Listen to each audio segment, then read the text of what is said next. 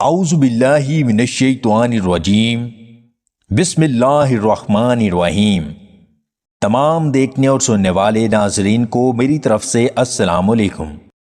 بٹیر کی چربی بھون کر کھایا کرو، بیوی کے سامنے کبھی شرمندہ نہیں ہونا پڑے گا۔ دل کی بیماری سے بچنا چاہتے ہو تو روزانہ دوپہر کے کھانے میں ایک پیاز کاٹ کر کھاؤ، اس سے دل کی دھڑکن نارمل رہتی ہے۔ کالے تیتر کا گوشت کھایا کرو، 90 سال تک طاقت میں کمی نہیں آئے گی۔ دودھ پلانے والی خواتین کو ٹھنڈی چیزوں کا استعمال کم کرنا چاہیے۔ چنے کی دال کا سالن ہفتے میں 2 بار کھا لیا کرو، اس سے خون کی روانی بہتر رہے گی۔ تکیے کے بغیر سونے سے کمر مضبوط ہوتی ہے۔ زیادہ نمکین غذائیں کھانے سے آپ کی جلد کو نقصان پہنچتا ہے اور یہ آپ کے جسم کو غبارے کی طرح پھیلاتی ہیں۔ چینی زیادہ کھانے سے وزن بڑھتا ہے۔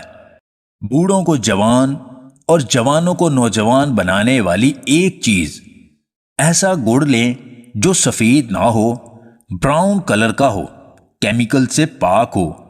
ہر کھانے کے بعد ایک چھوٹا سا ٹکڑا یعنی بڑی ٹافی کے برابر منہ میں ڈال کر چوستے رہیں۔ چند دن اس عمل کو کر کے دیکھیں، جوانی، طاقت، موٹاپا، قبض، جسم کا پھول جانا، اعصابی کھچاؤ، بلغم اور ریشے کا شافی علاج ہے۔ کمزوری دور کرنے کے لیے سحری میں چند دانے کھجور کے لازمی کھائیں۔ رمضان کے دوران کھجور کو ترجیح دی جاتی ہے کیونکہ سائنسی طور پر کھجور کو جسمانی توانائی کے لیے اہم سمجھا جاتا ہے۔ انسان کی انسانیت تب ختم ہوتی ہے جب اسے دوسروں کے دکھوں پر ہنسی آنے لگے۔